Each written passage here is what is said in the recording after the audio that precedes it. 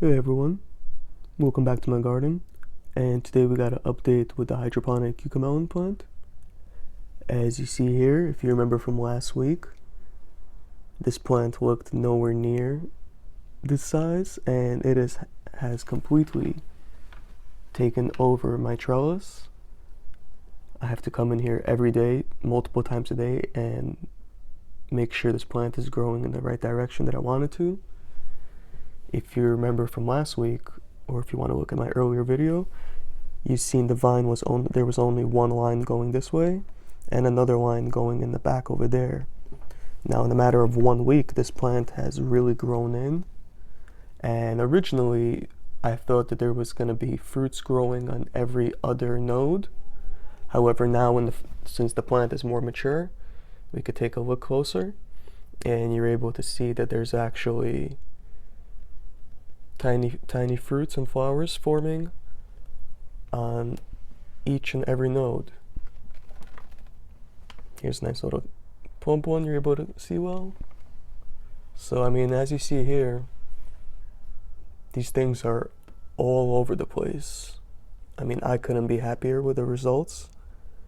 And thankfully with the cucamelon plant, the male flowers grow right next to the female flower.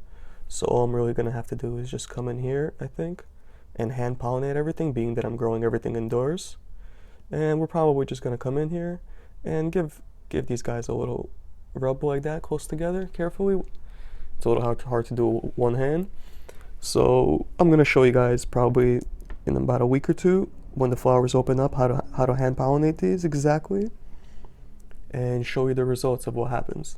So if you remember from earlier in the week when we were looking at the plant, I had to re-wrap the plant and rearrange the way it's going on the trellis.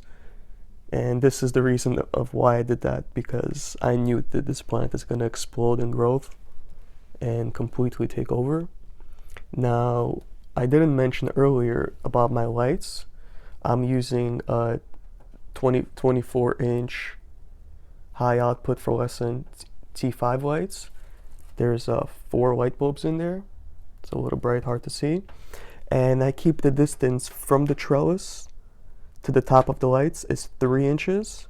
That means the placement of the bulbs are slightly higher, so it's about 3 to 4 inches between the lights to the plants. And I kept it the same level the entire time of its growth. And they were grown in these half-gallon mason jars. And the distance from the base of the mason jar to the top of the trellis is approximately 4-5 inches. So once the plant grew up on its own, try to reach the light, that's when I began to wind in here. And if you remember earlier in the video when we looked at the water level, let's see if we could zoom in there. It was originally filled up to here, so approximately 1750 milliliters. And when we looked at the video, it was roughly here, 1250 milliliters. Now the water level is just under 500 in a matter of 1 week. It took up basically half the container.